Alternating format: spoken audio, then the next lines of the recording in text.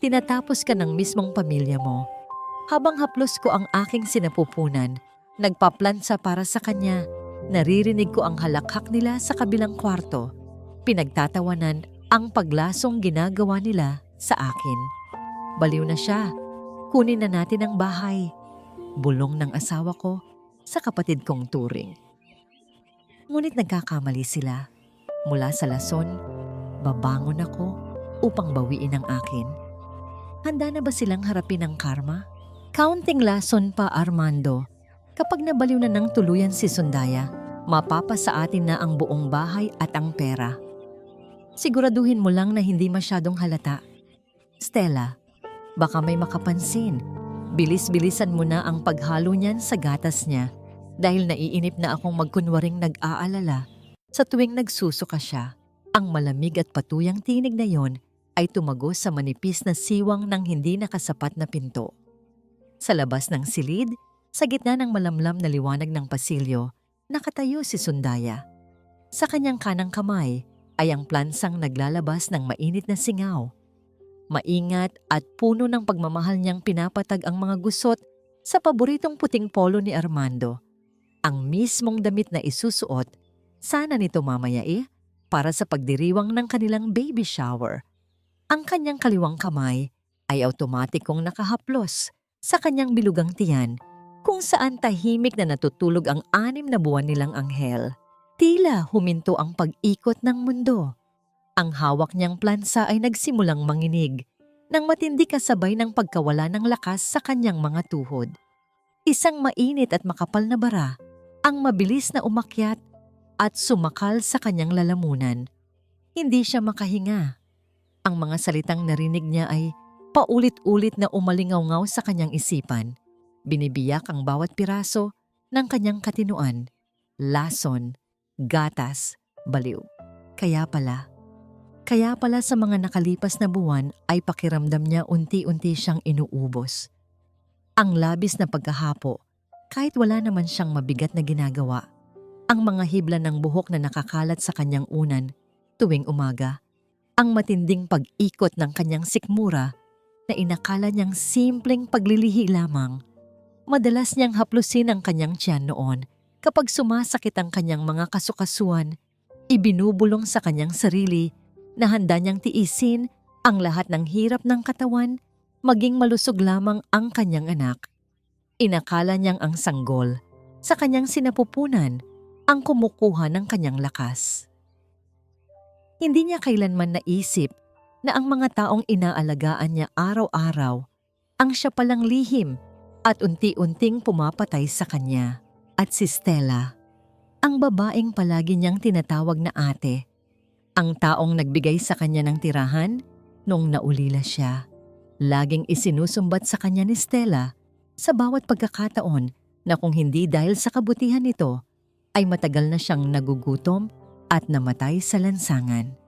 Ang utang na loob na yon ang naging dahilan kung bakit tinatanggap ni Sundaya ang lahat ng panliliit, ang bawat pasaring, ang pagtrato sa kanya na parang isang alila sa sarili niyang bahay.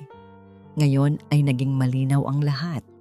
Ang utang na loob na paulit-ulit na isinusumbat sa kanya ay isa lamang magandang maskara upang itago ang isang halimaw na matagal nang nagnanasa sa kanyang mga pag-aari.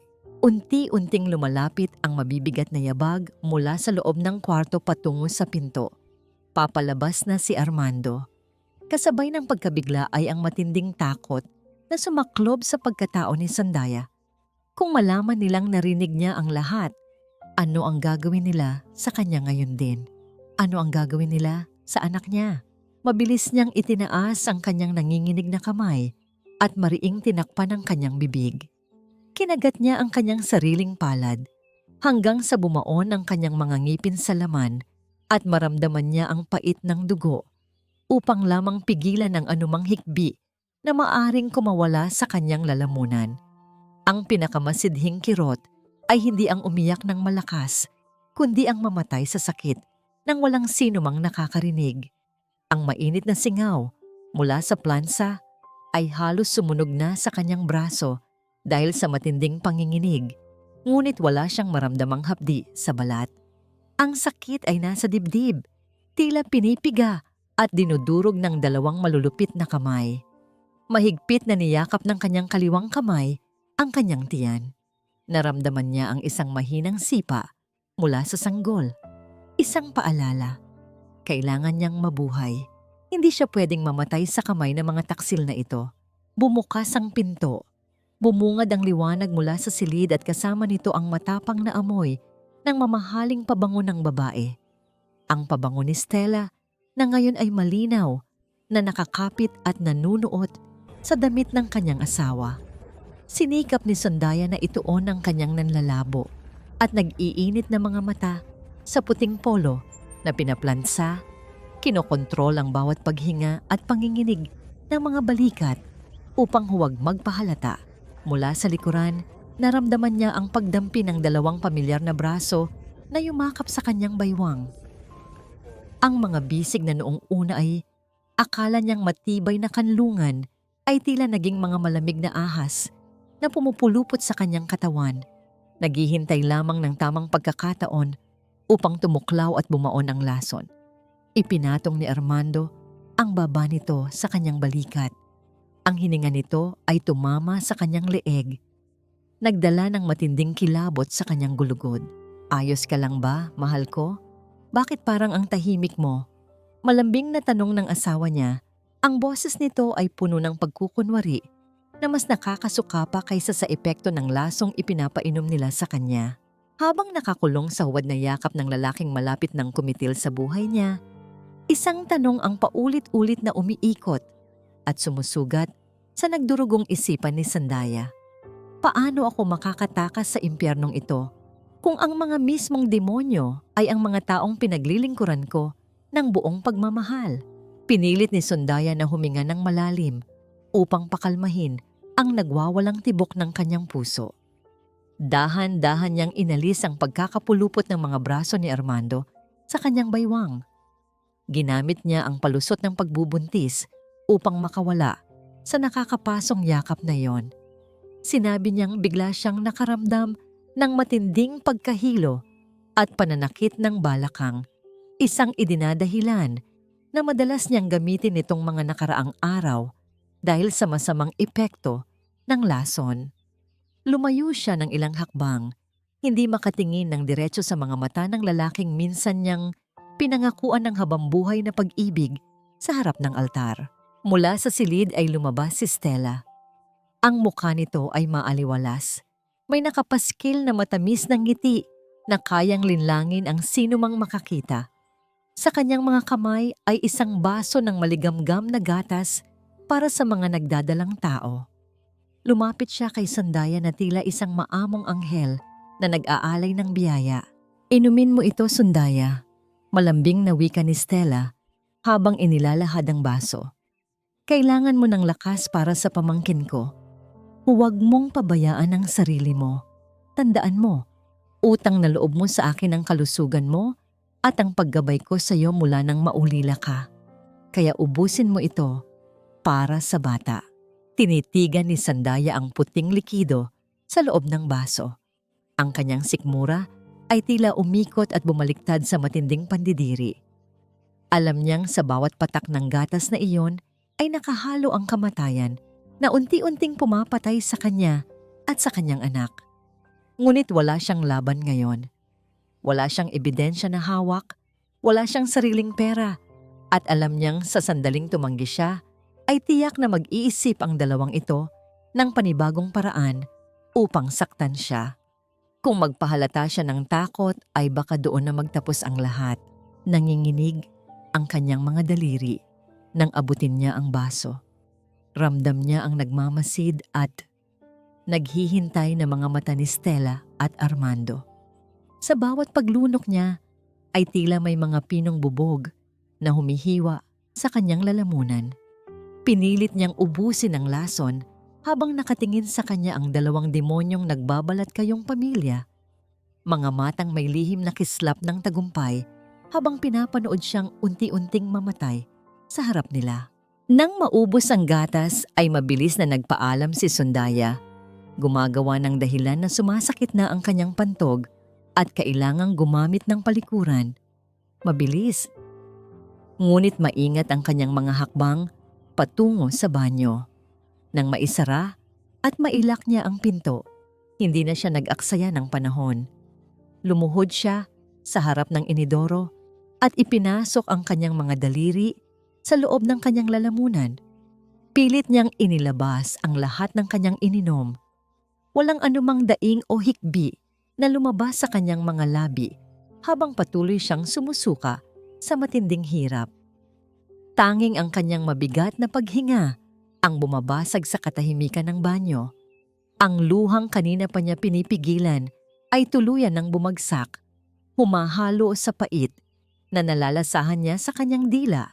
Tumayo siya at humarap sa salamin. Isang matinding kirot ang sumaksak sa kanyang dibdib nang makita ang sariling refleksyon.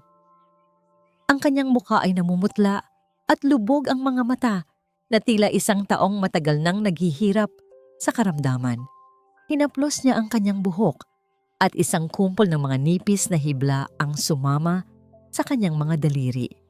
Patunay ng pagkasirang unti-unting ginagawa ng asensiko sa kanyang sistema. Ibinaba niya ang kanyang tingin at dahan-dahang hinaplos ang kanyang bilugang tiyan.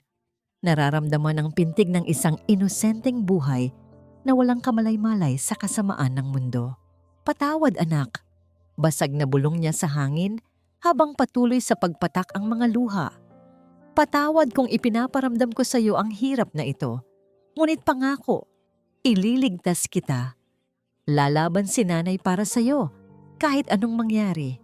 Habang naghihilamos upang alisin ang bakas ng kanyang paghihirap, isang tanong ang pumasok sa kanyang isipan at bumagabag sa kanyang dibdib.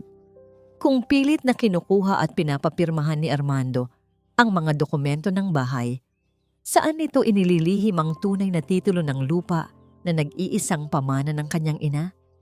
Kailangan niya itong mahanap upang maprotektahan ang tanging yaman ng kanyang anak. Ngunit ang kanyang pag-iisip ay biglang naputol nang marinig niya ang malakas at mabigat na pagkatok mula sa pinto ng banyo. Kasunod nito ay ang boses ni Stella. Wala na ang lambing kanina at napalitan ng isang malamig at mapanuring tono na nagpatindig sa kanyang balahibo. "Sundaya, bakit mo sinuka ang gatas? May itinatago ka ba sa amin?" Napatingin si Sundaya sa sahig at sa lababo. Ang puting isinuka niya na may halong lason ay unti-unti pa ring inaanod patungo sa butas ng kanal. Nag-iiwan ng nakapangingilabot na bakas ng kanyang palihim na pakikibaka. Mabilis na binuksan ni Sundaya ang gripo upang tuluyang anurin ng tubig ang natitirang bakas ng lason sa lababo. Hinugasan niya ang kanyang mukha, pinunasan ang kanyang nanginginig na mga labi, at humugot ng malalim na hininga bago buksan ang pinto. Sinalubong niya ang matatalim at naghihinalang mga mata ni Stella ng isang nanghihinang ngiti. Idinahilan niyang inatake siya ng matinding asido sa sikmura at masamang paglilihi, kaya hindi kinaya ng kanyang tiyan ang huling ininom. Tila nakumbinsi naman si Stella sa kanyang naging palusot, bagamat may nakapaskil pa ring bahid ng pagdududa sa mukha nito bago tuluyang tumalikod at bumalik sa kwarto. Kinaumagahan, sinikap ni Sundaya na bumangon ng maaga upang ihanda ang kanyang maliit na tinda ng mga kakanin sa labas ng kanilang bahay. Umaasa siyang ang sariwang hangin at ang pamilyar na amoy ng nilutong malagkit ay makakapagpabawas sa bigat ng kanyang dibdib at makapagbibigay ng kaunting kapayapaan sa kanyang isipan. Ngunit habang nag-aayos siya ng kanyang mga paninda sa ibabaw ng mesa, nakarinig siya ng nagkukumpulang mga boses mula sa kabilang kanto. Nandoon si Armando at Stella, pinaliligiran ng mga tsismosang kapitbahay. Nakita ni Sundaya kung paano kunwaring pinunasan ni Armando ang kanyang mga mata gamit ang panyo. Umaarteng isang kaawa-awang asawa na labis na nagdurusa. Rinig na rinig ni Sundaya ang paninirang puri nito na nagsasabing unti-unti na raw nasisira ang ulo ng kanyang asawa dahil sa pagbubuntis na madalas itong nawawala sa sarili at may mga pagkakataong nagtatangka pa itong saktan ang sariling anak sa sinapupunan. Dinagdagan pa ito ni Stella ng mga mapagpanggap na buntong hininga at mga gawang-gawang kwento ng kanyang pekeng pagtitiis bilang isang mapagmahal na kapatid na ginagawa ang lahat para sa isang baliw. Parang pinagbagsakan ng langit si Sundaya. Ang mga salitang yon ay mabilis na gumapang na parang lason sa isipan ng mga kapitbahay. Napansin niya ang pagbabago sa mga tingin ng mga taong dumadaan sa kanyang tindahan. Ang dating maiinit na pagbati sa umaga ay napalitan ng mga maiingay na bulungan, malalamig na titig at tahasang pag-iwas. Isang ginang na may dalang maliit na anak ang napadaan malapit sa kanyang mesa. Nang may ngiting iabot sana ni Sundaya ang isang piraso ng matamis na sapin-sapin sa bata, mabilis na hinatak ng ginang ang kamay ng anak, lumayo ng tila nakakita ng isang nakakahawang sakit at mabilis na naglakad palayo ng walang anumang salita. Nanikip ang dibdib ni Sundaya at unti-unting nanlabo ang kanyang paningin dahil sa luhang nagbabadyang tumulo. Naramdaman niya ang matinding kahihiyan at pag-iisa na bumabalot sa kanyang buong pagkatao. Nais niyang sumigaw, magmakaawa at ipagsigawan sa buong mundo na hindi siya baliw at ang mga taong pinaniniwalaan nila ang mga tunay na halimaw na nagbabalat kayo. Ngunit pinigilan niya ang kanyang sarili. Pilit kinokontrol ang nanginginig na mga panga. Paano siya pupunta sa mga pulis? Wala siyang hawak na matibay na ebidensya, wala siyang sariling pera para ipagtanggol ang sarili. At ngayon, tinatakan na siya ng lipunan bilang isang mapanganib at baliw na ina. Kapag nagreklamo siya, tiyak na gagamitin yon ni na Armando upang tuluyan siyang ikulong sa mental hospital at walang awang agawin ang kanyang anak. Ang pananahimik at pagtitiis ang tanging natitira niyang sandata sa ngayon. Kinahapunan, habang tahimik na nagliligpit ng mga natirang paninda, nahagip ng mga mata ni Sundaya ang isang hinalang eksena sa madilim na eskinita malapit sa kanilang bakuran. Nakita niya si Armando na palihim na nag-aabot ng isang makapal na brown envelope sa isang matangkad na lalaking nakasuot ng itim na polo. Sino ang lalaking iyon at para saan ang perang ibinayad ng kanyang asawa? Hindi nagtagal ay naglakad ang dalawa patungo sa kanilang pintuan. Pagpasok nila sa sala, sinalubong ni Armando si Sundaya ng may malapad at pekeng na pangngiti. Walang pag-aalinlangang ipinakilala nito ang lalaking kasama. Sinasabing isa itong matalik na kaibigang psychiatrist na narito upang tulungan siyang gumaling mula sa kanyang malalang depresyon at pagkabaliw. Natigilan si Sundaya, ang kanyang puso ay tila nakulong sa yelo nang mapagtanto ang lalim ng bitag na inihanda para sa kanya. Ang kanyang paningin ay naipako sa nanlalamig at walang pusong mga mata ng pekeng doktor. Walang pag-aalinlangang nagreseta ang pekeng doktor ng matapang na gamot na pampatulog. Idinadahilan na kailangan daw itong inumin ni Sundaya upang kumalma ang kanyang naguguluhang isip.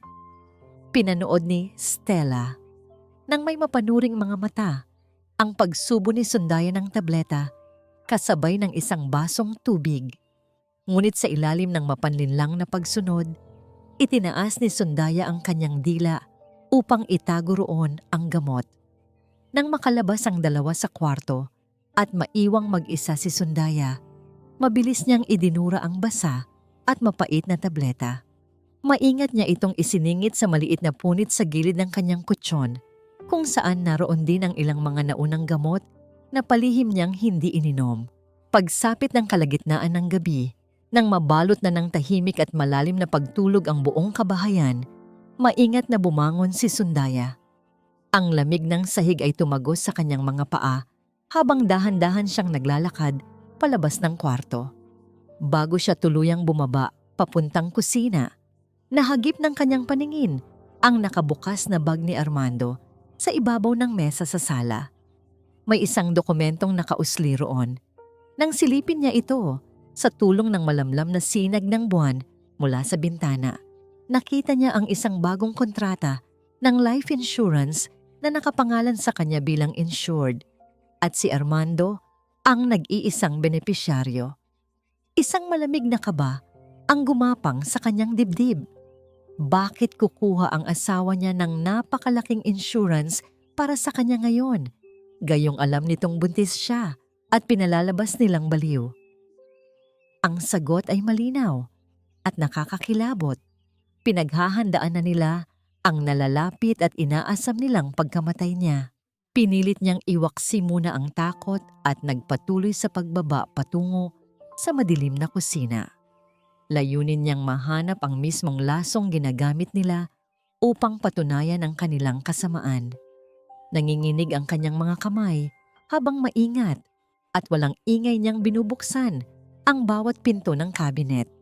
Sa likod ng mga garapon ng asukal at kape, natuklasan niya ang isang maliit na bote ng salamin na naglalaman ng pinong puting pulbos. Asensiko.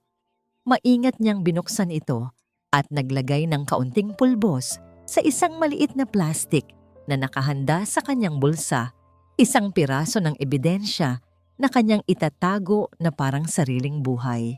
Ngunit biglang naputol ang kanyang konsentrasyon. Mula sa ikalawang palapag, narinig niya ang mabibigat at mabagal na hakbang na pababa ng hagdan.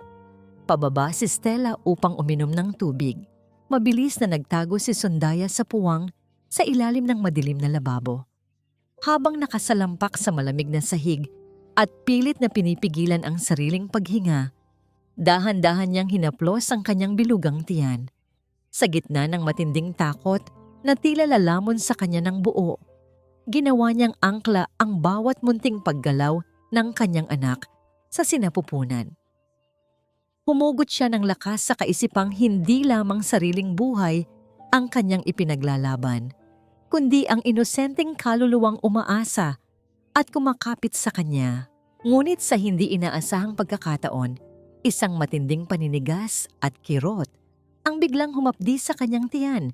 Marahil dahil sa labis na tensyon, napadaing siya ng walang tinig at sa kanyang pagkabigla ay nasagi ng kanyang siko ang isang metal na kutsara na nakapatong sa gilid ng estante.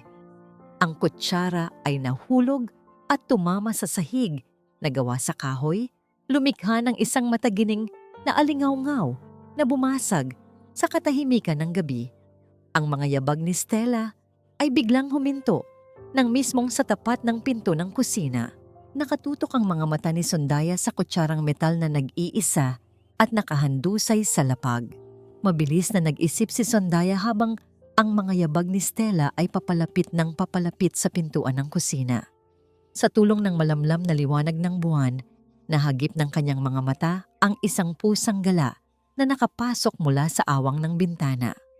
Walang pag-aalinlangang hinuli niya ito at kinarga ng mahigpit sa kanyang dibdib. Bumukas ang ilaw at bumungad sa paningin ni Stella si Sundaya na nakaupo sa sahig, yakap ang nagpupumiglas na pusa habang ang metal na kutsara ay nasa paanan niya. Sa isang naguguluhang tinig, idinahilan ni Sundaya na nagising siya upang uminom, ngunit biglang tumalon ang pusa at napatumba ang mga gamit. Pinagmasdan siya ni Stella mula ulo hanggang paa nang may matinding pandidiri. Tinawag siyang baliw na nakikipag-usap sa mga hayop at inutusang itapon ito sa labas. Nakahinga ng maluwag si Sundaya, ngunit baon niya ang kamalayan na mapanganib na ang bawat segundong pananatili niya sa bahay na yon. Kinaumagahan, tila may kakaibang kislap ng pananabik sa mga mata ni Stella. Naghanda ito ng isang mainit na mangkok ng sabaw para kay Sundaya. Wala siyang kamalay-malay na sa pagkakataong ito, higit na mas marami ang dami ng lasong inihalo nito sa sabaw upang pabilisin ang pagbura sa kanyang buhay. Ipinatong ni Stella ang mangkok sa hapagkainan at iginiit sa matamis, ngunit mapanlinlang na boses na kailangan iyon ng kanyang katawan. Bago pa man makaisip ng paraan si Sundaya upang patikimin ang lababo sa sabaw na yon, May isang tinig na tumawag mula sa labas ng tarangkahan. Isang nagpapanggap na mensahero ang naghahanap sa kanya para sa isang pekeng padala. Inutusan siya ni Stella na asikasuhin yon sa labas upang hindi maabala ang pamamahinga ni Armando. Wala siyang nagawa kundi ang tumayo at lumabas ng bahay. Iniwan ang umuusok na sabaw sa ibabaw ng mesa. Samantala, pumasok sa kusina si Lola Rosa, ang matandang kasambahay na matagal nang naglilingkod sa pamilya at siyang nagparamdam kay Sundaya ng tunay na aruga ng isang ina. Dahil sa labis na pagod sa paglalaba simula pa madaling araw at dahil na rin sa matinding gutom, napansin ng matanda ang sabaw na nakapatong at walang nagmamay-ari. Sa pag-aakalang isa lamang itong tirang pagkain at ayaw niyang masayang ang biyaya, ininom niya ang sabaw upang malamnan ng kanyang kumakalam na sikmura. Nang makabalik si Sundaya matapos malamang walang anumang padala para sa kanya, tumambad sa kanyang paningin ang isang eksenang dudurog sa kanyang kaluluwa habang buhay. Nakahandusay sa malamig na baldosa ng kusina si Lola Rosa. Ang buong katawan ng matanda ay nanginginig at pumipilipit sa sakit habang umuubo ng madilim na dugo mula sa kanyang lalamunan. Dali-daling bumagsak ang mga tuhod ni Sandaya sa sahig. Binaliwala ang sariling kahinaan at buong higpit na yinakap ang matanda. Humagulgol siya ng walang patid, isang iyak na nagmumula sa kailaliman ng kanyang pagkatao. Sinisisi ang sarili sa kawalan ng kakayahang protektahan ang kaisa-isang taong nagturing sa kanya bilang tunay na pamilya. Sa gitna ng matinding paghihingalo at pag-agos ng dugo mula sa bibig, dahan-dahang iniangat ni Lola Rosa ang kanyang nanginginig at kulubot na kamay. Idinampi ng matanda ang magaspang nitong palad sa pisngi ni Sundaya. Pinupunasan ang umaagos na luha ng kanyang alaga. Kahit nahihirapang huminga, ang mga nanlalabong mata ni Lola Rosa ay nagpapahiwatig ng mensaheng huwag itong umiyak at magpakatatag. Isang mabigat na katanungan ang bumaon at nag-iwan ng sugat sa puso ni Sundaya. Ininom ba talaga ng matanda ang sabaw dahil sa matinding gutom?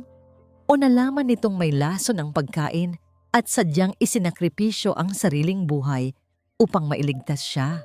Ang panawagan ni Sundaya ng saklolo ay umalingaw-ngaw sa buong kabahayan na sinundan ng pagdating ng sasakyang pang-emerhensya na nagbibigay ng malakas at nagmamadaling tunog.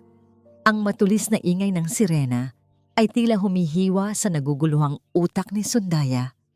Dahil sa sunod-sunod na matinding gulat, labis na pagdurusa ng kanyang damdamin at ang epekto ng lasong matagal ng unti-unting sumisira sa kanyang sariling sistema. Naramdaman niya ang mabilis na pag-ikot ng paligid.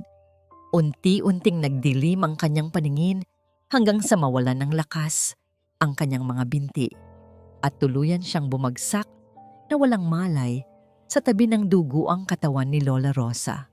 Ang matining na iyak ng sirena ng ambulansya ay patuloy na sumisigaw at nag-iwan ng kilabot sa hangin. Unti-unting nagmulat ng mga mata si Sundaya. Sinalubong siya ng nakakasilaw na puting kisame at ng matapang na amoy ng gamot na nanunuot sa kanyang ilong. Ang tahimik na silid ay pinupuno ng regular at banayad na tunog ng makinang nagbabantay sa pintig ng kanyang puso. Nang luminaw ang kanyang paningin, nakita niya si Armando sa paanan ng kama, nakayuko at kunwaring pinupunasan ang mga matang walang luha, nagpapanggap na isang asawang labis na naghihinagpis. Ngunit ang atensyon ni Sundaya ay nahagip ng isang matandang lalaking nakatayo sa kabilang gilid ng kanyang kama. Ito ay si Dr. Ernesto, ang kilalang direktor ng pribadong ospital na yon. Ang makakapal nitong kilay ay magkasalubong habang masinsinang sinusuri ang mga papeles ng kanyang medical record. May bahid ng malalim na pagdududa sa mukha ng matanda. Bago pa man makapagsalita si Armando upang ipagpatuloy ang kanyang pag-arte, itinaas ni Dr. Ernesto ang kanyang kamay upang patigilin ito. Sa isang formal at may awtoridad na boses, inutusan ng doktor si Armando na lumabas ng silid dahil kailangan niyang magsagawa ng mga espesyal na pagsusuri sa pasyente. Bagamat may pag-aalinlangan at bakas ng inis sa mukha, walang nagawa si Armando kundi ang sumunod at iwan silang dalawa.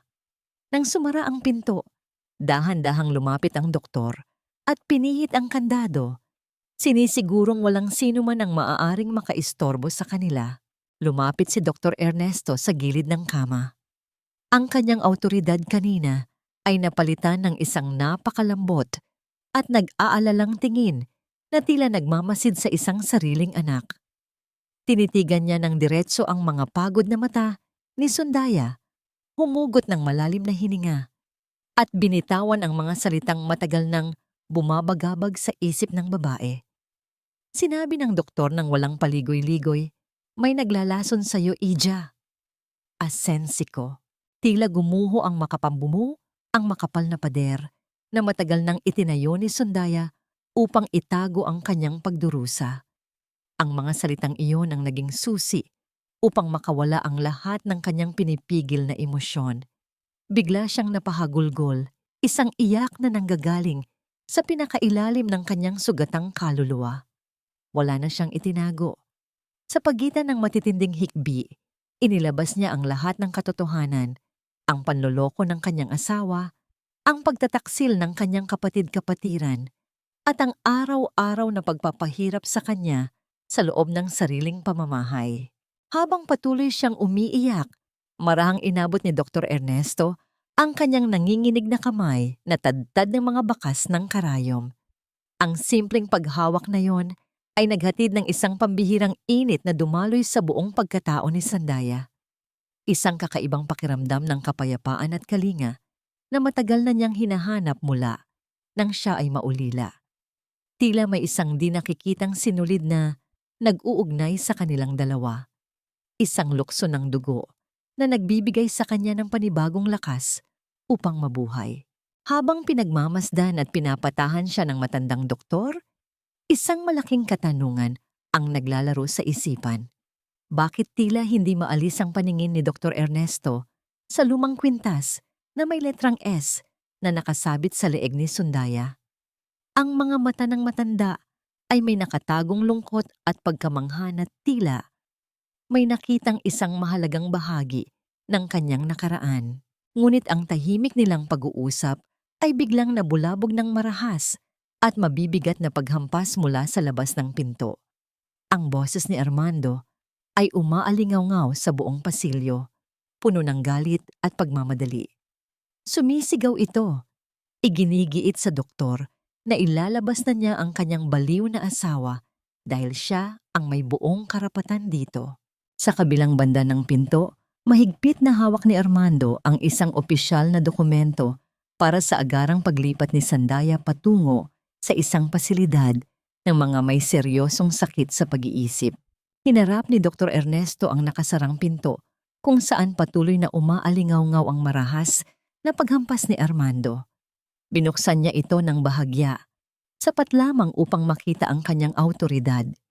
Gamit ang malamig at makapangyarihang tinig na hindi nababali, binalaan niya ang nagwawalang lalaki na sa sandaling ipilit nito ang pagkuha sa pasyente ay tatawag siya ng mga pulis dahil sa malinaw na kaso ng pagkalason. Dahil sa takot na masangkot sa batas at mabunyag ang ginagawang krimen, umatras ang duwag na asawa. Nang muling sumara at maikandado ang pinto, pilit na inabot ni Sandaya ang kanyang lumang bag sa gilid ng kama. Bilang pasasalamat sa kaligtasan at pagtatanggol na ibinigay ng doktor, kinuha niya ang isang munting binalot ng dahon ng saging. Naglalaman ito ng kakanin na sarili niyang gawa. Isang lumang recipe na ipinamana pa ng kanyang yumaong ina.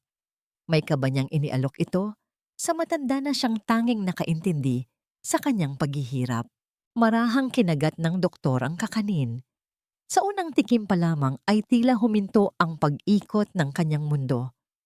Ang saktong tamis, ang pamamaraan ng pagkakapulupot ng dahon at ang lasa ng gata, Ito ang eksaktong timpla ng kanyang nag-iisang anak na matagal nang pumanaw. Nanginginig ang mga kamay ng matanda nang ibaling niya ang kanyang paningin sa kwintas na suot ni Sandaya.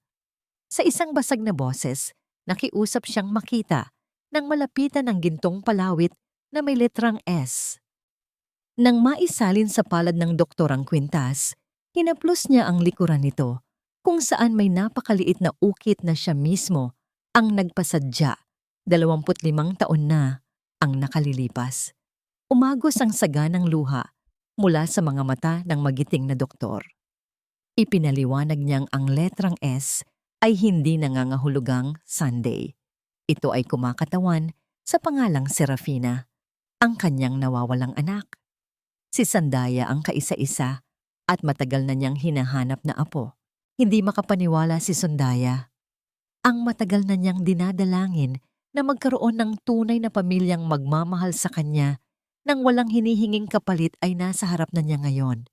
Ang kilala at maimpluwensyang direktor ng ospital ay dahan-dahang lumuhod sa sahig sa mismong gilid ng kanyang kama. Ibinaba ng matanda ang kanyang mukha at iniyakan ang mga magaspang at sugatang kamay ng kanyang apo na nagtinda ng kakanin sa kalye. Hagulgol ng isang ama at lolo na nakabawi sa kanyang pinakamahalagang yaman at iyak ng isang uli lang nakahanap ng kanyang tunay na kanlungan. Mahigpit nilang niyakap ang isa't isa. Ang kapangyarihan at yaman na matagal nang ipinagkait kay Sandaya ay nakatayo na ngayon bilang kanyang pinakamatibay na kalasag. Sa gitna ng pag-apaw ng kanilang kaligayahan, isang matinding pag-aalala ang sumagi sa isipan ni Sandaya at bumiyak sa kanyang ngiti. Nasaan na kaya si Lola Rosa at ano na ang nangyari sa kalagayan nito matapos itong mag-agaw buhay sa malamig na sahig ng kanilang kusina upang iligtas siya mula sa lason? Ang kanilang madamdaming pag-uusap ay biglang naputol ng mag-ilaw at lumikha ng mabilis na panginginig ang telepono ni Sandaya mula sa loob ng kanyang bag. Nang silipin yun ng doktor, nakarehistro ang pangalan ni Stella. Bilang tumatawag, malamang ay nais nitong alamin kung patay na siya. Kinuha ni Dr. Ernesto ang telepono at pinindot ang sagot. Mula sa pagiging isang emosyonal at mapagmahal na lolo, ang kanyang mukha ay biglang nagbago at naging isang malamig na pader ng paghihiganti. Ako ang doktor niya. Matigas at seryosong wika ni Ernesto sa kabilang linya. Oo, tuluyan na siyang nabaliw. Ang deklarasyong yon ng pagkabaliw na namutawi sa labi ng doktor ang magsisilbing unang hakbang sa napakadilim na pagbagsak ng mga halimaw. Bago pa man simula ni Sandaya ang kanyang pagbabalik sa impyerno, tiniyak ni Dr. Ernesto na nasa ligtas na kalagayan si Lola Rosa. Inilipat ng matanda ang nagpapagaling na kasambahay sa isang tagong VIP room ng ospital kung saan walang makakapasok na sinuman.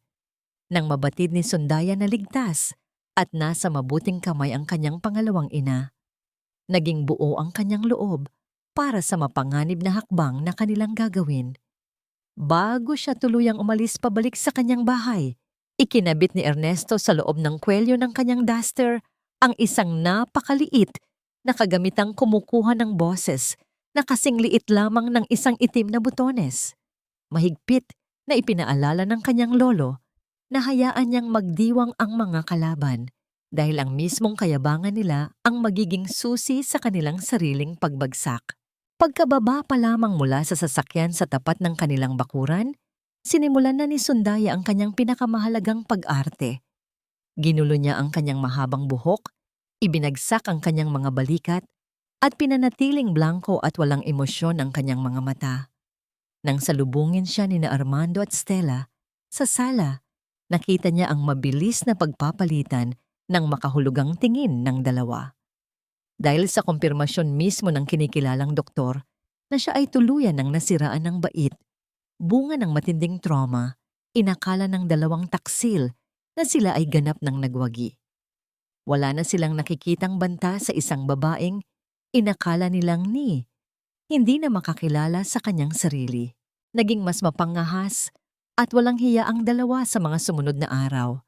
Hindi na nila itinatago ang kanilang dumi at kasakiman. Sa mismong harapan ni Sandaya habang siya ay nakaupo sa malamig na sulok at nagkukunwaring kinakausap ang pader. Walang pakundangan kung magyakapan at maghalikan sina Armando at Stella. Pinag-uusapan nila nang malakas ang plano nilang mabilis ang pagbenta sa bahay at ang nalalapit nilang maluhong bakasyon sa ibang bansa gamit ang pera mula sa kanyang life insurance. Ang bawat halakhak nila ay tila mga patalim na umuukit sa pandinig ni Sandaya, ngunit sa ilalim ng kanyang magulong anyo ay isang pusong naging kasing tigas ng bato at kasing lamig ng yelo.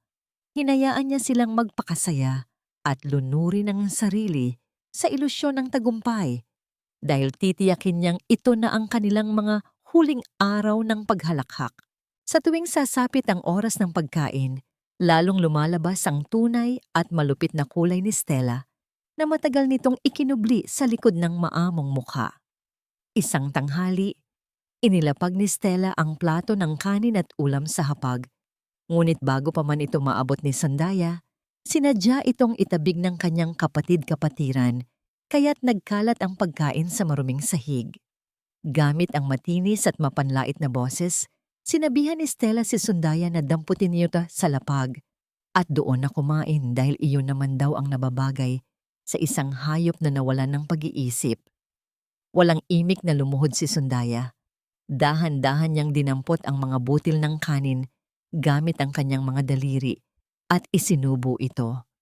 Habang patuloy na bumabagsak ang kanyang mga luha na nagpapamukhang kaawa-awa sa paningin ng kalaban, sinimulan niyang kantahin ng pabulong ang isang malambing na oyayi para sa sanggol sa kanyang tiyan. Subalit, kung makikita lamang ni Stella ang mga mata ni Sandaya sa likod ng mga nakalaylay na hibla ng buhok nito, makikita nito ang isang matalim at nakamamatay na titig na nagmamarka ng bawat pang-aabuso. At ang lahat ng iyon, ang bawat malupit na salita, panlalait at kayabangan ay tahimik at malinaw na inire-record ng maliit na butones sa kanyang dibdib. Kinahaponan, habang nagwawalis sa hardin, na tila walang sariling pag-iisip, hindi sinadyang marinig ni Sandaya ang isang palihim na pakikipag-usap ni Stella sa telepono. Maingat at pabulong ang boses ng kanyang kapatid-kapatiran habang nakikipagkasundo sa isang ahente ng lupa mula sa isang malaking kumpanya na alam niyang hindi konektado sa mga transaksyon ng kanyang asawa. Isang malaking katanungan ang nabuo sa isip ni Sandaya. Bakit lihim na ibinebenta ni Stella ang ari-arian sa ibang ahensya nang walang kaalam-alam si Armando? Pagsapit ng madaling araw, nang tulog na ang lahat at binalot na ng katahimikan ang buong bahay, nakaupo si Sandaya sa dulo ng kanyang kama. Maingat niyang inalis ang aparato mula sa kanyang damit upang suriin sa dilim kung gumagana ng maayos ang imbakan ng mga naitalang ebidensya. Ngunit biglang bumukas ng marahas ang pinto ng kanyang kwarto nang walang anumang babala. Nakatayo sa pintuan si Stella, nanlilisik ang mga mata sa galit at nakatingin ng tuwid sa mga kamay ni Sandaya. Ang kagamitang kasing liit ng butones ay nasa pagitan pa rin ng mga daliri nang nagkukunwaring baliw. Mabilis na gumana ang isip ni Sandaya bago pa man makapagsalita ang babaeng nakatayo sa pintuan. Walang anumang pag-aalinlangan, inilagay niya ang maliit na kagamitan sa loob ng kanyang bibig at sinimulang nanguyain ito na tila isang piraso ng matigas na candy. Pinalaki niya ang kanyang mga mata, ngumiti ng walang malisya tulad ng isang inosenteng bata at hinayaang tumulo ang laway mula sa gilid ng kanyang mga labi habang nakatingin kay Stella. Nandidiring na pangiwi ang kanyang kapatid-kapatiran. Umirap ito at nagbitiw ng masasamang salita. Sinasabing tuluyan na siyang naging isang hayop na kumakain pati ng sariling basura. Tinalikuran siya nito at iniwan kasabay ng isang malakas at marahas na pagsara ng pinto. Nang masigurong wala na ang presensya ng kalaban, Dahan-dahang iniluwa ni Sundaya ang aparato sa kanyang palad. Pinunasan ito sa laylayan ng kanyang damit at huminga ng maluwag. Ligtas ang kanyang ebidensya. Kinabukasan, isinagawa ni Sundaya ang susunod na hakbang upang unti-unting sirain ang matibay na alyansa ng dalawang taksil. Habang nagkukunwaring naglilinis ng mga alikabok sa sala, nakita niya ang paborito at pinakamamahaling gintong relo ni Armando na nakapatong sa ibabaw ng maliit na mesa.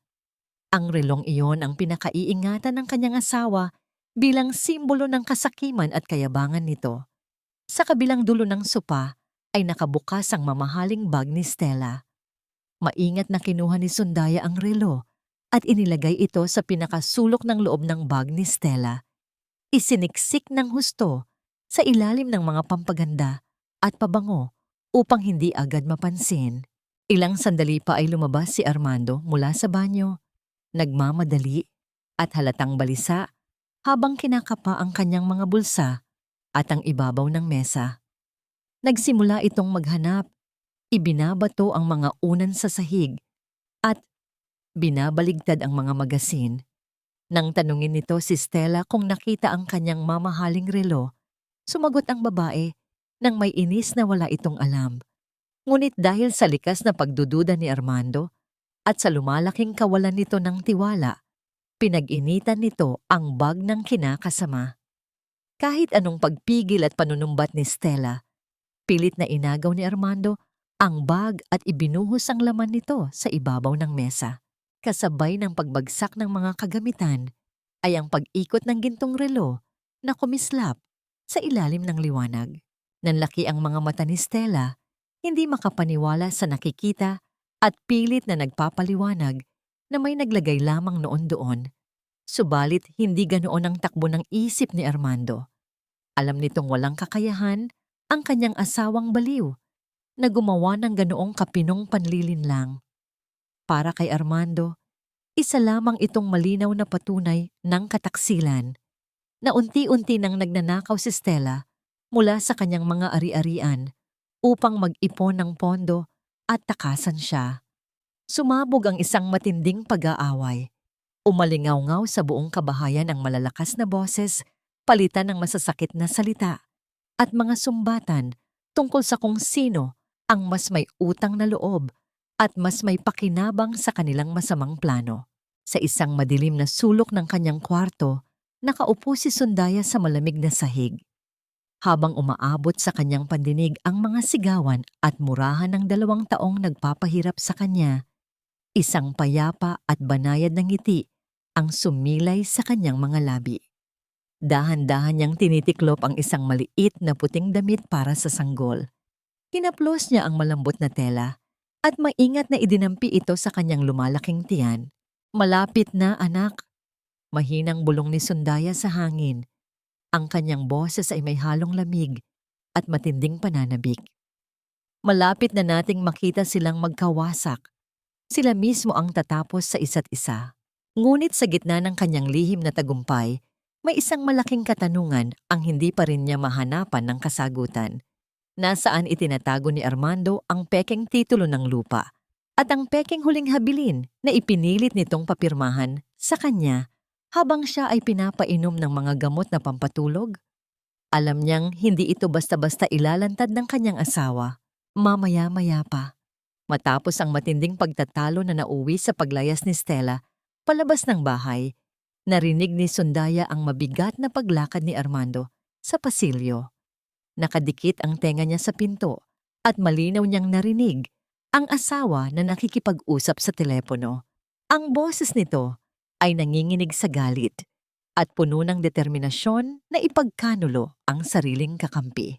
Gusto kong tanggalin ang pangalan ni Stella sa lahat ng dokumento at sa insurance. Kausapin mo ang notaryo bukas na bukas din. Akin lang ang bahay. Akin lang ang lahat. Kinabukasan, naiwang mag-isa si Sundaya sa loob ng malaki at tahimik na bahay. Maagang umalis si Armando, bakas ang matinding pagmamadali at panggigigil sa muka upang asikasuhin ang mga papeles sa notaryo at tuluyan ng alisin ang pangalan ni Stella. Hindi nagtagal ay umalis din si Stella. May kausap sa telepono at panay ang linga sa paligid. Malamang ay patungo sa ahenteng lihim nitong kinakausap. Sa paglisan ng dalawang halimaw, nabalot ng pansamantalang kapayapaan ang buong paligid. Habang nakaupo si Sundaya sa sala, nakarinig siya ng marahan at maingat na pagbukas ng pinto sa likod ng kusina. Isang figura na nakasuot ng malapad na sombrero at may takip sa mukha ang pumasok. Nang tanggalin nito ang telang nagkukubli sa kanyang hitsura, halos tumigil ang pagtibok ng puso ni Sundaya. Si Lola Rosa. Ang matandang kasambahay na inakala niyang binawian na ng buhay matapos malason. Walang pag-aalinlangan siyang tumakbo at mahigpit na yumakap sa matanda. Umagos ang saganang luha mula sa kanilang mga mata. Hindi luha ng pighati, kundi ng matinding kaligayahan at pag-asa. Marahang hinaplos ni Lola Rosa ang numinipis at nasirang buhok ni Sundaya dahil sa lason. At sa isang tinig na puno nun ng pagmamahal at katapangan, ibinulong nitong ligtas na silang mag-ina at hindi na sila muling pababayaan ng tunay nitong pamilya. Ngunit walang oras para sa mahabang pag-iyak. Ipinaalam ni Lola Rosa na inutusan siya ni Dr. Ernesto upang tulungan siyang makuha ang mga matitibay na ebidensya mula sa silid ng kanyang asawa. Mabilis nilang tinungo ang nakakandadong silid-aralan ni Armando. Gamit ang isang lihim na susing matagal nang itinago ni Lola Rosa bilang reserba noong siya pa ang naglilinis, madali nilang nabuksan ang mabigat na pinto ng kwarto.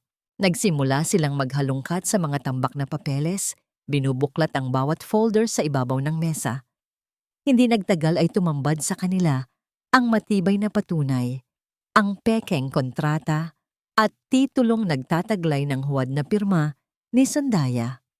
At ang mas nakakagulat, sa ilalim ng isa pang kahon, nakita nila ang isang tiket sa eroplano patungong Amerika. Isang tiket na may iisang daan at nag-iisang pangalan lamang ang nakasulat, Stella Villacorta. Malinaw ang plano ng kanyang kinikilalang kapatid, nakawin ang malaking bahagi ng pera at takasan ang mismong kasabwat nito sa krimen. Mabilis na inilabas ni Sundaya ang teleponong ipinabigay ng kanyang lolo at kinuhanan ng malinaw na larawan ang bawat pahina ng mga dokumento, lalo na ang tiket sa eroplano na magiging mitya ng tuluyang pagkasira ni Stella. Habang inililigpit nila ang mga papeles upang ibalik sa orihinal nitong ayos, nahagip ng paningin ni Sundaya ang isang maliit na bakal na kahadiyero na nakatago sa ilalim ng mesa ni Armando. Sinubukan niya itong buksan, ngunit mahigpit itong nakakandado at walang anumang siwang. Nasaan kaya itinatago ni Armando ang susi para sa kahang iyon at anong mas madilim pang sikreto ang nakabaon sa loob nito?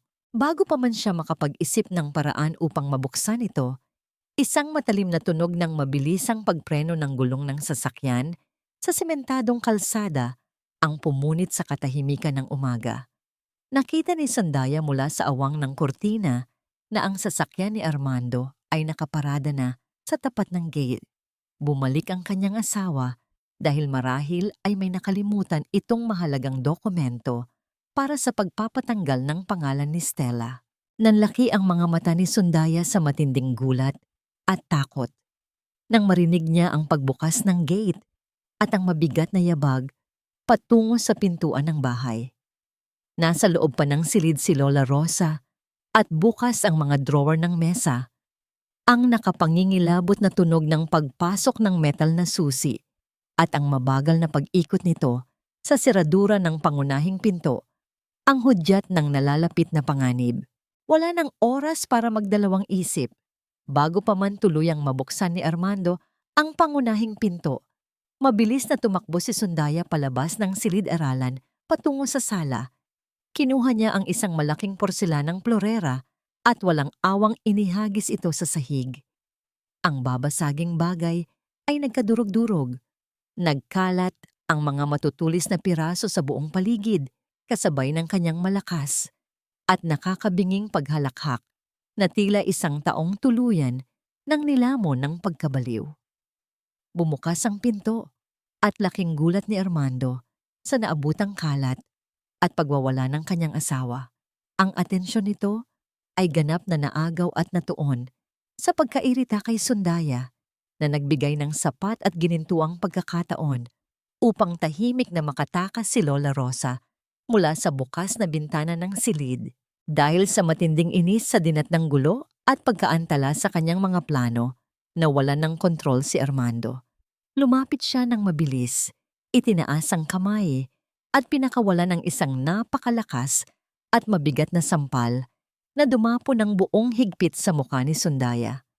Ang tindi ng puwersa ay nagpatumba sa kanya sa sahig, nag-iwan ng nag-iinit na marka sa kanyang pisngi at pagdurugo sa gilid ng kanyang labi.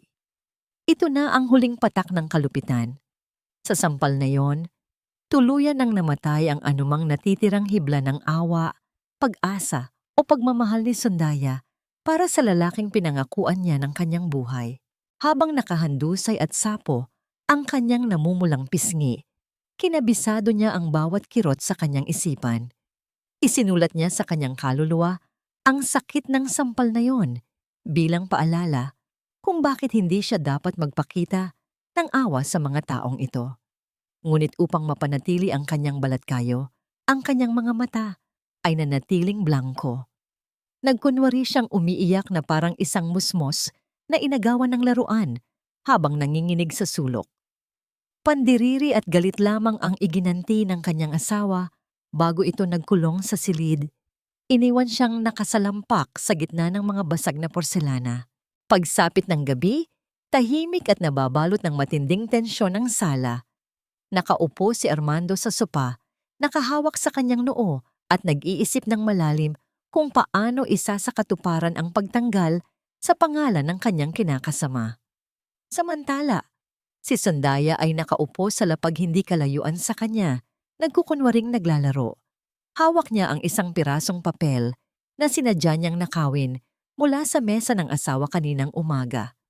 Sa mga kilos ng isang inosenteng bata, itinupin niya ang mga gilid ng papel upang makabuo ng isang eroplano.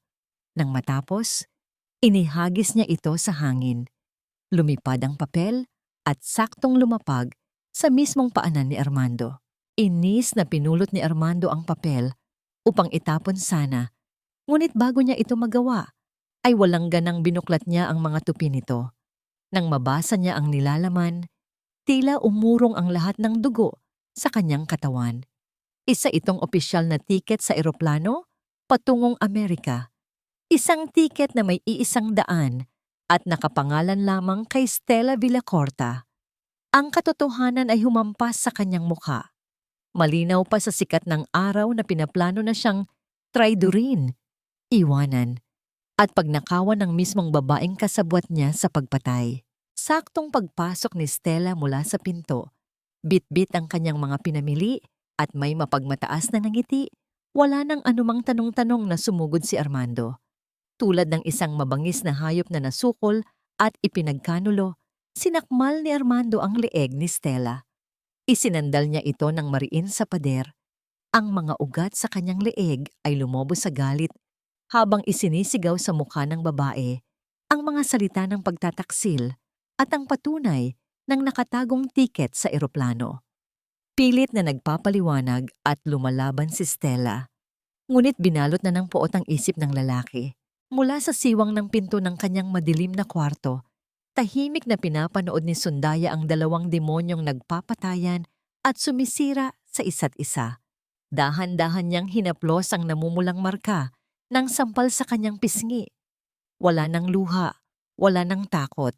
Sa halip isang payapa, malamig, at nag-uumapaw na kaligayahan ang bumalot sa kanyang puso habang pinagmamasdan ang mga halimaw na unti-unting nakakatikim ng parusa mula sa sarili nilang kasakiman.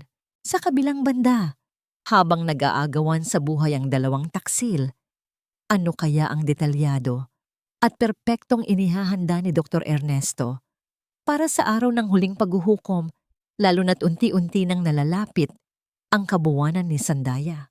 Sa gitna ng matinding pananakal at pagpupumiglas sa sala, habang nag-aagawan ng hininga si Stella, sa pilitang kinapa ng kanyang kamay ang ibabaw ng kalapit na mesa. Nahagip ng kanyang nanginginig na mga daliri ang isang matalim na kutsilyong panbalat ng prutas. Ikinumpas niya ito ng mabilis at walang pag-aalinlangan. Ilang sandali pa, tumigil ang kanilang pagwawala at isang mainit at pulang likido ang dahan-dahang pumatak at kumalat sa maputing baldosa. Lumipas ang ilang buwan na tila mabilis na paglipad ng mga tuyong dahon at sa kabila ng lahat ng paghihirap, nagbunga ang mga panalangin ni Sundaya. Sa tulong ng mga palihim at madalas na pagpunta niya sa umano'y doktor sa pag-iisip na walang iba kundi ang mismong lolo niyang si Dr. Ernesto. Ligtas at matagumpay niyang naisilang ang isang malusog at napakagandang sanggol na babae. Sa loob ng pribadong ospital na yon at malayo sa mga matang nagbabantay, maingat na inalis ang anumang bakas ng lason sa kanyang sistema. Ang bata ay hindi nadamay sa kasamaang idinulot ni Stella at Armando at naging simbolo ito ng liwanag sa gitna ng mahabang kadiliman. Ngayon ang araw ng pagbibinyag at pagdiriwang ng unang buwan ng bata. Isang marangya at malaking salo-salo ang inihanda ni na Armando at Stella sa malawak na bakuran ng ancestral house ni Sundaya. Makukulay ang mga nakasabit na palamuti, nag-uumapaw ang mga pagkain sa mahabang lamesa at napuno ang lugar ng napakaraming bisita. Nandoon ang buong angkan ng lalaki, ang mga kakilala, at syempre, ang mga tsismosang kapitbahay na sabik makibalita. Sa gitna ng kasiyahan, buong gilas na nagpapakitang tao ang dalawang taksil. Makapal na benda ang nakapulupot sa kanang kamay ni Armando, bunga ng malalim na hiwa ng kutsilyo mula sa matindi nilang pag-aaway ni Stella noong gabing madiskubre ang tiket sa eroplano. Ngunit sa harap ng maraming tao, nagpapanggap silang walang anumang hidwaan. Ipinangangalandakan nila ang kanilang huwad na pag-aaruga sa sanggol. Kinukumbinsi nila ang bawat lumapit na bisita tungkol sa kalunos-lunos na kalagayan ni Sundaya na tuluyan na raw nilamon ng pagkabaliw kaya't kinailangan nilang ikulong sa itaas para na rin sa kaligtasan ng bata. Puno ng papuri at awa ang ibinabalik ng mga inosenteng tao kay Armando. Itinuturing siyang isang banal na asawa at ama na handang magtiis. Sa ikalawang palapag, sa isang madilim at maruming kwarto, naroon si Sundaya. Suot niya ang pinakaluma at halos punit-punit na duster na sinadyang ipasuot sa kanya ni Stella bago magsimula ang party. Subalit, hindi nagtagal ay marahang bumukas ang pinto ng balkonahe mula sa labas. Tahimik at mabilis na pumasok ang pinagkakatiwalaang grupo ni Dr. Ernesto. Bitbit ang mga mamahaling kasuotan, alahas, at mga kagamitan sa pagpapaganda. Walang panahong sinayang, sinimulan nilang ayusin si Sundaya. Sa loob lamang ng maikling sandali, nag-ibang anyo ang babaeng matagal nilang inaping at tinawag na baliw. Ang kanyang buhok na numipis at nasira ng lason ay maayos na nagupit at naistilo ng napaka-elegante.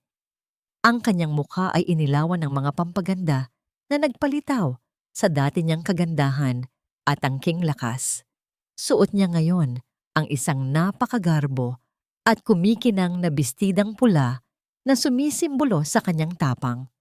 Dahan-dahan niyang kinuha ang gintong kwintas na may letrang S mula sa lalagyan at buong pagmamalaking isinuot ito sa kanyang leeg.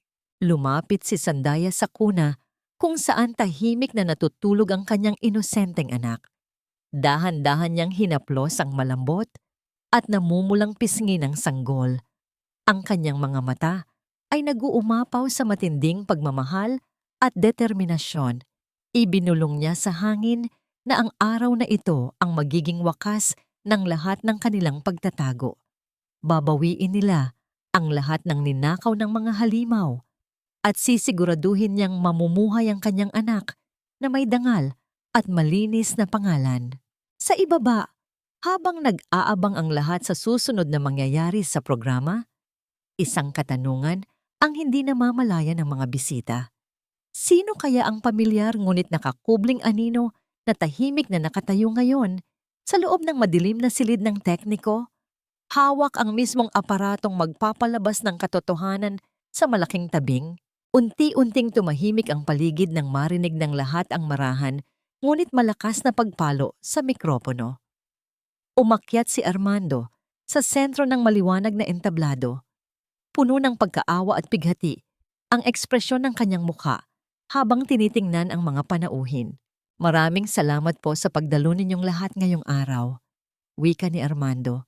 Ang kanyang boses ay umaarteng nanginginig sa lungkot. Alam kong hinahanap ninyo ang aking asawa. Kahit gaano pa kasira ang kanyang isip at kahit gaano pa kasakit ang kanyang mga ginagawa, nais kong malaman ninyong lahat. Hinding-hindi ko siya iiwan at patuloy ko siyang aalagaan hanggang dulo. Ang mataginting na alingaw-ngaw ng kasinungalingan mula sa mikropono ay bumalot sa buong bakuran. Patuloy sa pag-agos ang mga pekeng luha ni Armando sa harap ng maraming tao. Umaarteng isang lalaking pasan ang buong mundo, ngunit nananatiling matatag. Sa kanyang gilid, maingat na pinupunasan ni Stella ang kanyang mga mata gamit ang isang puting panyo, nakayuko at nagpapanggap na isang mapagmahal na kapatid na labis na nasasaktan sa sinapit ng kanyang nakababatang kapatid-kapatiran. Ang mga inosenteng panauhin ay buong pusong naniwala sa kanilang palabas. Tumatango at nagbubulungan ng mga salitang puno ng awa at paghanga para sa dalawa. Ngunit ang huwad na simpatiya ng mga tao ay biglang naputol.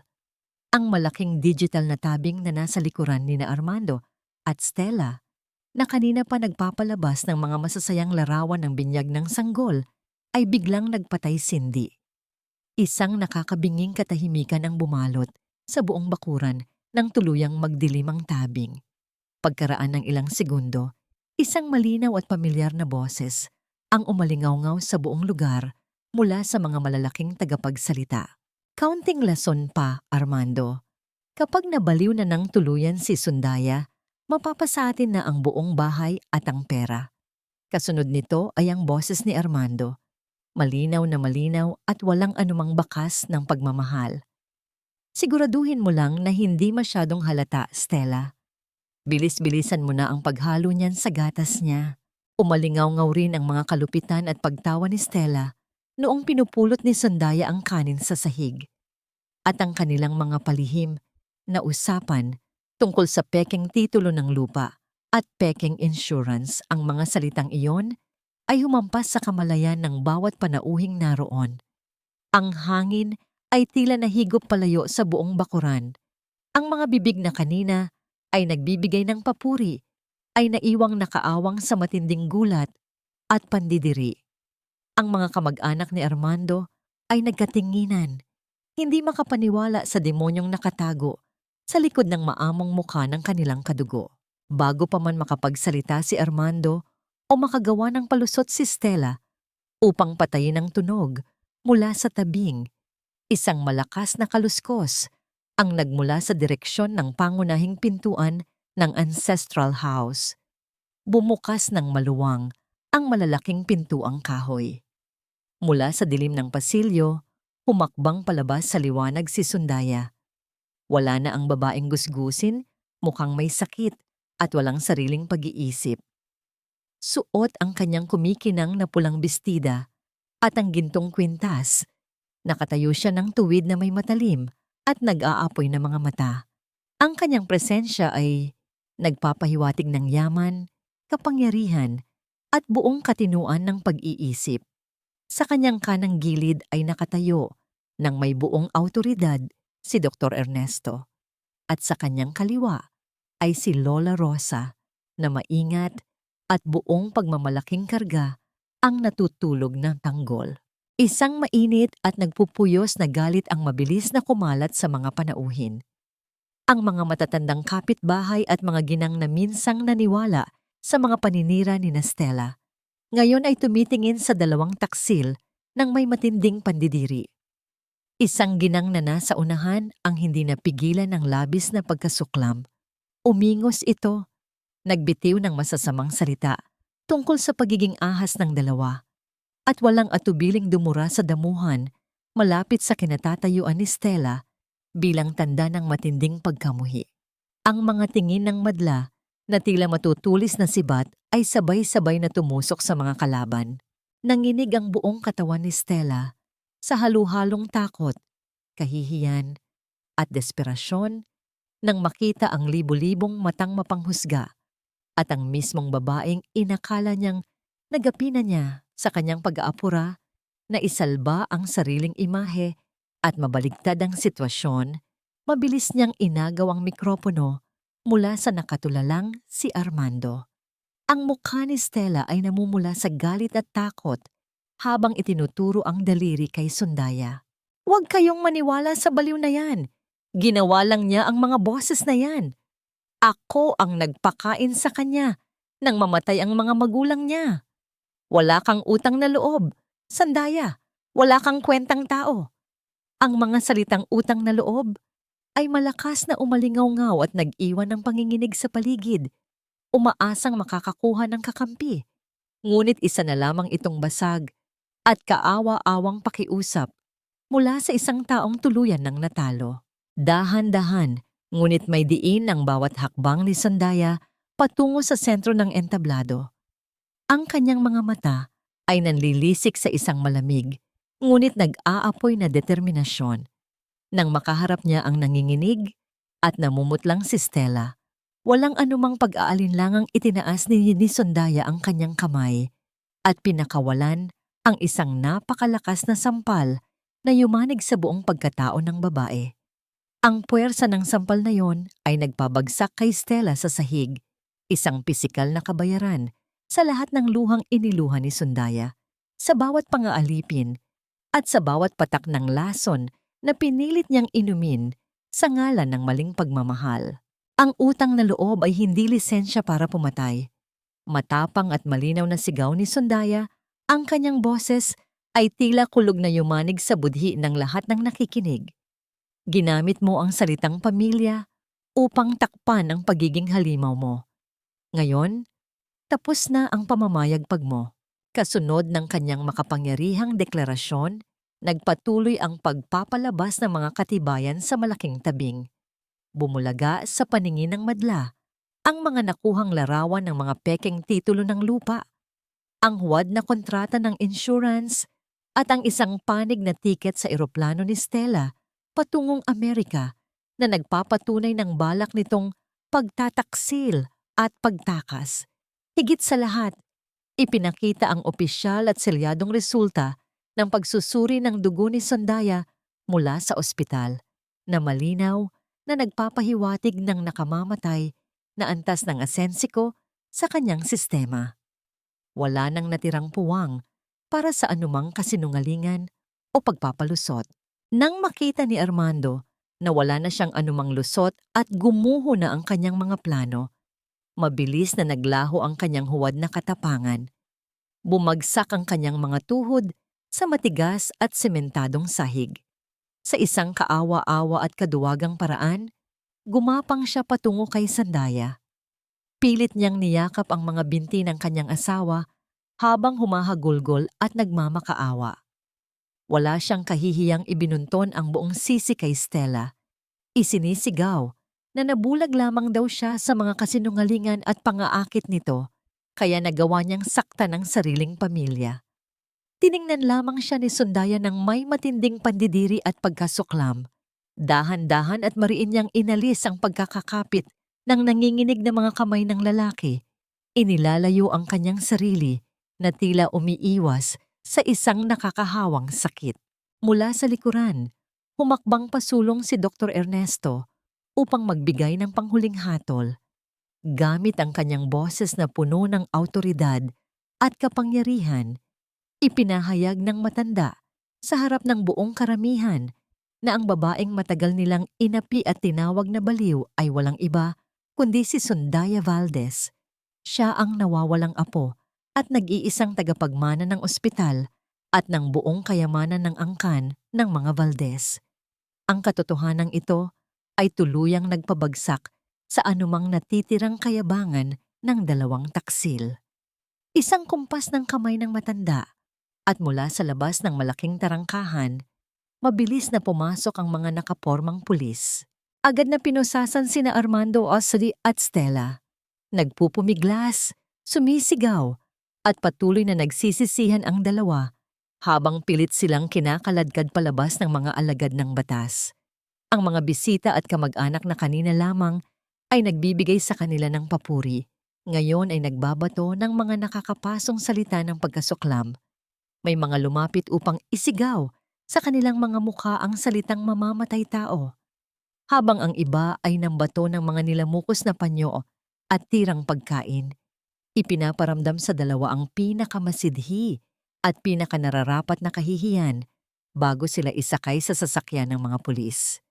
Ang kanilang pag-alis ay nabalot ng labis na kadiliman at pagkasira.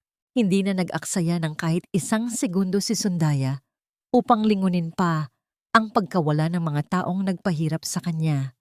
Wala siyang naramdamang awa, tanging kapayapaan na nawala na ang malaking tinik sa kanyang dibdib. Tumalikod siya mula sa magulong eksena at naglakad pabalik sa kinaroroonan ni Lola Rosa. Buong pagmamahal niyang kinuha mula sa bisig ng matanda ang kanyang inosenteng sanggol. Habang kalong at yakap niya ang kanyang anak, isang wagas, maganda, at nagpapaliwanag ng ngiti ang sumilay sa kanyang mga labi. Ang mga panauhin na naiwan sa paligid ay unti-unting pumalakpak. Ang tunog ng kanilang mga palad ay hindi na para sa isang huwad na palabas, kundi isang tapat na pagpupugay sa muling pagkabuhay, katapangan, at tagumpay ng isang tunay na reyna. Ang inosenteng ngiti at banayad na paggalaw ng sanggol sa kanyang mga bisig sa gitna ng makulay na pagdiriwang ay nag-iwan ng isang tahimik, ngunit matibay na pangako ng isang dalisay at bagong simula. 5 taon na ang lumipas. Sa loob ng madilim at masikip na selda, malayo sa marangyang buhay na kanilang pinangarap, patuloy na nagdudusa sina Armando at Stella. Ang mga mukha nila ay maagang kinulubot ng matinding hirap, puyat, at konsensyang walang tigil sa pambubulabog. Araw-araw, walang ibang pumupuno sa malamig na pader ng kanilang piitan, kundi ang matatalim na sigawan at walang katapusang panunumbat nila sa isa't isa, pilit na ipinapasa ang sisi ng kanilang kapahamakan. Ito ang impyernong sila mismo ang lumikha at nagpapanatili. Sa kabilang dako, sa loob ng isang maaliwalas at mapayapang silid ng kanilang malaking tahanan sa Batangas, nakatayo si Sundaya sa harap ng isang mataas na salamin. Hawak niya ang isang maliit na gunting. Maingat niyang ginupit ang huling bahagi ng kanyang buhok na minsang nasira at numipis dahil sa asensiko. Kasabay ng pagbagsak ng mga tuyong hibla sa sahig ay ang tuluyang paglaya ng kanyang puso mula sa anino ng madilim na nakaraan. Wala nang bigat, wala nang sakit. Bilang tagapamahala ngayon ng bahay ampunan ng Serafina, isang ligtas na kanlungan para sa mga kababaihang nakaranas ng pang-aabuso sa loob ng tahanan, araw-araw niyang niyayakap at binibigyan ng lakas ang mga taong nawalan ng pag-asa. Kung tatanungin kung siya ba ay nagpatawad, ang sagot ay oo. Ngunit sa isang kakaibang paraan. Hindi niya pinatawad ang mga krimen ni na Armando at Stella. Hinayaan niyang batas at panahon ang patuloy na maningil sa mga ito. Ngunit, buong puso niyang pinatawad ang kanyang sarili sa pagiging masyadong mabait, bulag at mahina noon. Ganap na siyang binalot ng kapayapaan. Natuklasan niya na ang tunay na pagmamahal at pamilya ay hindi laging nasusukat sa nakasanayan. Nahanap niya ito sa lukso ng dugo at kapangyarihan ng kalinga mula sa kanyang lolo Ernesto at sa tapat at walang hanggang pag-aaruga ng isang pamilyang pinili ng puso tulad ni Lola Rosa. Mula sa bukas na bintana, pumasok ang masarap na simoy ng hangin na may dalang pinakamatamis na musika. Nakita niya sa malawak at luntiang hardin ang kanyang 5 taong gulang na anak, maligayang tumatakbo at nakikipaglaro. Walang patid ang halakhak ng bata habang masayang naghahabulan sila nina Lolo Ernesto at Lola Rosa sa ilalim ng maaliwalas na kalangitan. Isang perpektong larawan ng isang pamilyang binuo ng pag-ibig at katotohanan. Isang malalim at makabuluhang aral ang iniwan ng kanyang paglalakbay na ngayon ay ibinabahagi niya sa bawat babaeng nakikilala niya. Natutunan niyang ang tunay na pagmamahal at pagsasakripisyo para sa pamilya ay hindi kailanman nangangahulugan ng pag-ako sa lahat ng pananakit at pang-aabuso. Ang pagtanaw ng utang na loob ay isang magandang katangian upang magpakita ng pagpapahalaga, ngunit hindi ito dapat maging isang bakal na tanikala na sasakakal sa kaligayahan at karapatan ng isang babae. Ang pinakamagandang paghihiganti sa mga taong nanakit sa iyo ay hindi ang paggawa ng masama, kundi ang patuloy na pagbangon at pagbuo ng isang napakaganda at rumirespetong buhay habang hinahayaan silang mabulok sa mga epekto ng sarili nilang mga kasalanan.